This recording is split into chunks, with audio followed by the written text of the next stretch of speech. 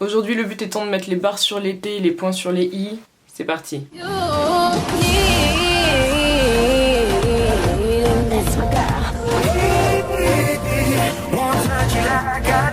Salut mes poulets. Donc aujourd'hui mes poulets, on se rejoint pour un sujet un peu touchy mais quoique pas assez abordé à mon sens et au sens justement de la communauté asiatique, raison pour laquelle j'ai décidé d'en parler, donc j'espère que vous allez bien recevoir tous ces propos. Comme d'hab, avant que la vidéo commence, on n'hésite surtout pas à s'abonner, à me rejoindre sur Instagram, vous êtes de plus en plus nombreux à faire un tour vers mon compte, ça fait vraiment super plaisir, donc je vous attends. Non, je peux pas couper mes cheveux, hein. J'ai juste mis des épingles, vous inquiétez pas. Alors la vidéo du jour mes poulets, elle est gentiment sponsorisée par le Moda Hair, qui est tout simplement un petit store de perruques, de wave, de tout ce que vous voulez qui se trouve sur AliExpress. Donc aujourd'hui il n'y a pas de try-on de perruques parce que comme vous voyez la zone n'est pas vraiment praticable on va dire. Mais donc vu que c'est eux qui sponsorisent, je leur fais un petit big up, merci beaucoup la Moda. J'ai déjà commandé 2 perruques là-dessus, il y avait une qui était un body wave et une autre qui était un peu un water curly, qui était super cool. De toute manière, il vous suffit d'aller checker mon Insta. Elles sont dessus et ils sont tagués. Franchement, les prix sont plutôt abordables parce que c'est du cheveu naturel. Donc, je vous conseille de ouf d'aller checker. Dans tous les cas, dans la barre d'infos, il y aura toute la description autour de la boutique, il y aura les liens, les ceci, les cela, et si vous avez des questions, je suis là. Donc alors, il y en a qui vont se dire, mais la meuf n'a absolument pas de sang asiatique. Enfin, on ne sait pas, j'ai pas encore fait mon test ADN. Mais elle vient nous parler du racisme anti-asiatique. Oui, j'ai ce culot là, si je puis dire, parce qu'en fait, il y a personne qui en parle et que, à mes yeux, tant que c'est pas pour dire, ah non, non, non, ça existe pas, j'ai le droit d'en parler, parce que justement, ça existe, parce que c'est un truc qui est assez ouf, et qui me révolte en fait, chaque fois que j'en vois. Et donc, je me suis dit, bah oui, il s'agirait d'en parler, il s'agirait de mettre ça en avant, parce que j'en ai touché 2-3 mots dans quelques-unes de mes vidéos à gauche à droite ainsi que dans mes stories Instagram, mais j'ai pas fait vraiment de vidéos que là-dessus et donc il était temps. J'aurais bien aimé de base recevoir 1, 2 ou 3 potes qui eux sont originaires d'Asie, à savoir des personnes qui seraient originaires du Sri Lanka, Pakistan ou Inde, mais aussi des personnes qui seraient soit coréennes, soit chinoises, japonaises, pour faire un minimum de représentativité. Mais le problème c'est qu'on allait être 50 000, ça allait être assez compliqué et niveau timing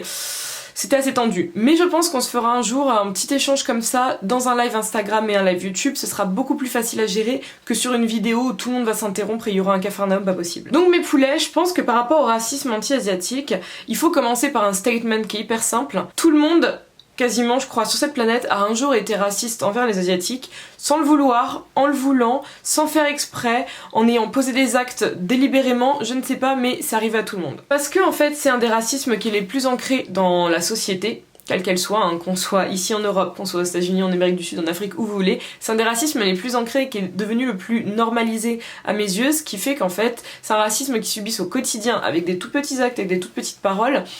Et nous en fait on considère, personnes extérieures à la communauté asiatique, que c'est pas du racisme, ce sont des blagues, ce sont des boutades, ceci, cela, alors que pas du tout. De un, c'est pas drôle, première chose, mais en plus c'est raciste. Et ça commence tout simplement par dire les jaunes. Il y a quelques jours dans ma story Instagram, pour celles et ceux qui m'y suivent, j'avais fait un tout petit sondage où justement je demandais à mes abonnés si pour eux dire les jaunes c'est raciste ou non. Je m'attendais limite à avoir franchement du 100% de mais oui maintenant c'est raciste, et il y a quand même eu, je vous mets le résultat, il y a quand même eu un petit pourcentage de personnes qui me disaient bah non ça l'est pas. Alors que vous êtes d'accord, tout comme moi, c'est hyper stigmatisé. Parce que on peut dire, c'est vrai, les blancs, les noirs, c'est une chose, mais par exemple, on dit pas, enfin, les peaux rouges, c'est pareil, c'est stigmatisé pour les natifs américains. Les jaunes, ça a été très stigmatisé, les gens le savent, donc je trouve ça ouf qu'en 2019, on continue à trouver que, ne serait-ce que ça, le fondement, le début, dire les jaunes, genre c'est normal. C'est parce qu'en fait, les gens, ils ont énormément pris leurs aises avec la communauté asiatique et avec la manière dont ils la traitent, parce que la communauté asiatique a été tellement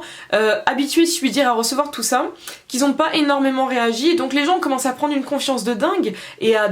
partir en roue libre. C'est au début de cette année, si je vous dis pas de bêtises, je me souviens plus du nom du restaurant, mais c'est celui du chef Christophe Adam, ouais c'est bien Christophe Adam, c'est pas Feldler mais c'est Adam, qui avait mis à la carte de son resto sur Paris une salade qui s'appelait Ching Chong. Et alors des grosses barres en fait, il y a des gens qui trouvaient que c'était absolument pas raciste, que c'était absolument pas étrange d'appeler une salade Ching Chong et que comme par hasard dedans il y ait plein d'ingrédients originaires d'Asie et que ce soit tout simplement une salade rappel à l'Asie en fait qui est du genre de l'Est et du Sud-Est. Mais bon, les gens étaient là en mode je comprends pas, enfin vous en faites tout un plat. Donc vous voyez le genre d'aise que les gens ont pu prendre face à la communauté asiatique et le genre de racisme au quotidien. Et là-dedans j'englobe aussi toutes les blagues qu'on peut faire en mode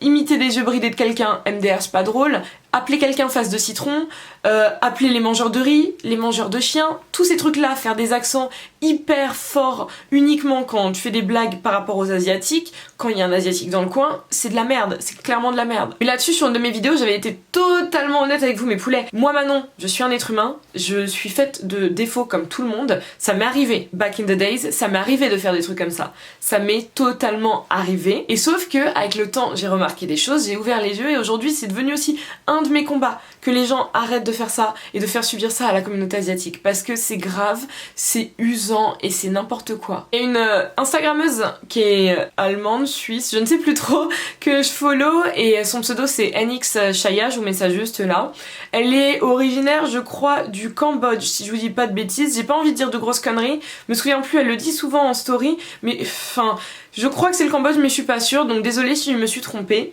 Et donc elle s'est amusée dans sa bio Insta à écrire directement "No, I didn't eat your fucking dog", ce qui veut dire non putain je n'ai pas mangé ton chien. C'est une blague qu'elle se lance à elle-même, qu'elle lance aux gens, qu'elle lance à tout le monde, parce qu'elle a expliqué à plusieurs reprises, voilà, c'est un truc que les asiatiques subissent, c'est un truc sur lequel on rit de ouf et on fait des blagues dessus alors que c'est pas drôle. Enfin déjà en fait c'est tout simplement une manière d'insulter des gens et de leur faire comprendre déjà qu'ils sont pas normaux, parce que nous on considère que le chien c'est un animal de compagnie, pour eux bah c'est normal de pouvoir manger du chien parce que c'est partie de leurs us et coutumes, comme pour nous en France par exemple, manger des escargots, manger des grenouilles, manger du cheval c'est normal. Il y a des pays pour lesquels c'est absolument pas normal, c'est aberrant qu'on fasse ça, et donc déjà ça a toujours été une manière avec ces trucs là sur le chien de faire comprendre aux asiatiques que oulala votre culture elle est dégueulasse, je la prends de haut, vous êtes en bas. Non, enfin c'est pas comme ça la vie, y a pas de culture qui valent mieux que d'autres, c'est n'importe quoi. Et donc en plus de faire ce stigmate généralisé comme quoi tous les asiatiques mangeraient du chien,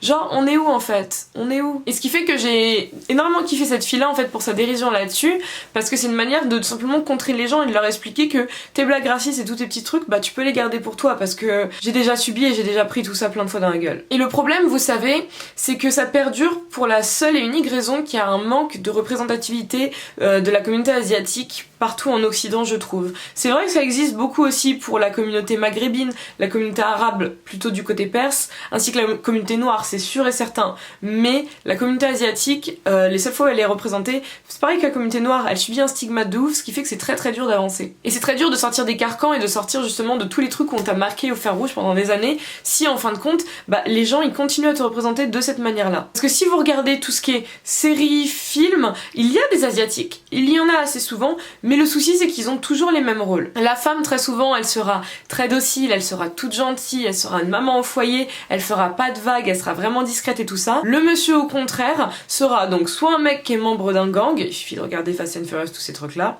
soit un gars qui est à fond dans les maths, dans les sciences et dans tous les trucs comme ça, ou bien ce sera un ninja. Donc c'est ça le souci, c'est que tant qu'on sort pas de ces carcans là, tant que la personne asiatique ça peut pas tout simplement être un peintre ou un photographe, enfin, vraiment un truc qui sort des carcans de base où un asiatique est fort en maths et un ninja ou une femme docile, tant que on sort pas et on casse pas ces trucs là, il y a toujours ce manque de représentativité réelle qui montre que les asiatiques sont partout en fait et ils font tout et n'importe quoi comme n'importe qui. Comme n'importe qui. Comme un noir n'est pas soit femme de ménage, soit un vigile en fait. Faut qu'on casse tous ces trucs là, tous ces codes là qui ont été inscrits de force et qu'on fasse comprendre aux gens mais c'est pas comme ça que ça se passe, c'est pas comme ça que ces gens sont. Enfin, j'ai énormément d'amis originaires d'Asie, de tous horizons asiatiques en plus, et ils font tout et n'importe quoi dans leur vie, mais vraiment tout et n'importe quoi, et absolument pas les stigmates qu'on voit. C'est ça le problème, c'est que ce manque de représentativité fait que ces gens sont enfermés dans des boîtes, sont enfermés dans des cases, et tant qu'on peut pas casser ça, et bah les personnes qui constamment font subir ce racisme anti-asiatique vont continuer à voir uniquement ça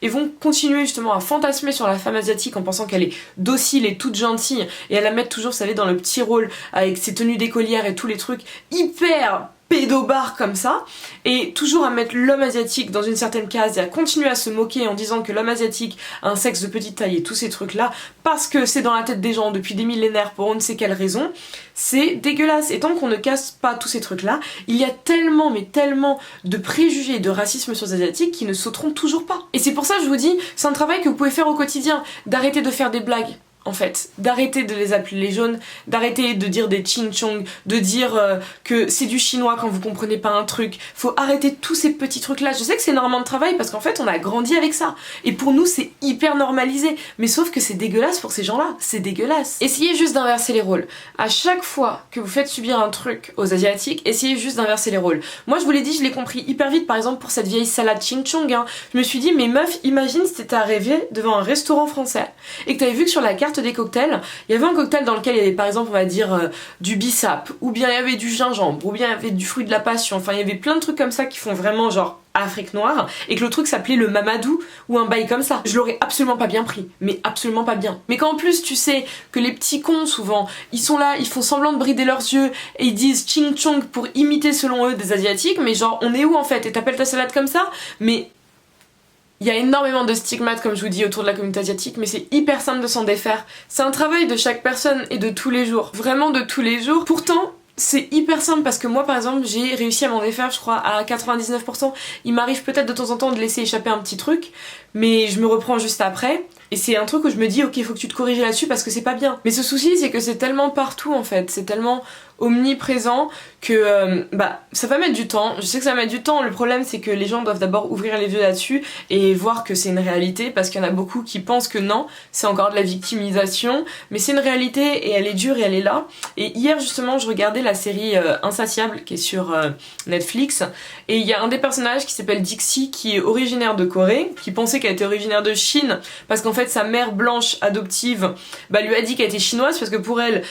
j'ai une fille qui est bridée et qui est originaire d'Asie, bon elle est originaire de Chine. Et donc elle a découvert ses parents biologiques qui sont arrivés, qui sont nés aux États-Unis, tous les États-Unis même s'ils savent qu'ils viennent de Corée donc ils ont pas d'accent, y a rien. Et quand elle les a vus de loin avant même qu'ils commencent à parler, elle était là en mode elle leur parlait du est-ce que tu comprends ce que moi dire, vous savez, truc comme ça. Et c'était fait exprès, ils ont poussé justement le truc au bout en montrant que carrément la fille, elle-même originaire d'Asie à la base, fait subir ça tellement c'est un racisme qui est normalisé. Et j'ai trouvé ça tellement intelligent et tellement bien tourné, mais les gens vont pas comprendre en fait. Ça le souci c'est que les gens vont pas comprendre. Mais voilà, moi j'ai espoir que les choses changent, j'ai espoir qu'il y ait pas mal de monde qui ouvre les yeux, j'ai espoir en tout cas que vous qui allez regarder ça, vous ouvriez les yeux si jamais vous l'aviez pas fait jusque là, si jamais vous continuez à faire des blagues très très nulles aux asiatiques, du style est-ce que tu t'es pris un mur c'est pour ça que t'as la tête plate, si jamais vous continuez à faire des choses dégueulasses comme ça, arrêtez juste parce que vous ne serez que des personnes plus fréquentables et plus intéressantes dans la société mes poulets, croyez-moi. Donc voilà, c'est tout pour moi aujourd'hui par rapport à ce racisme anti-asiatique.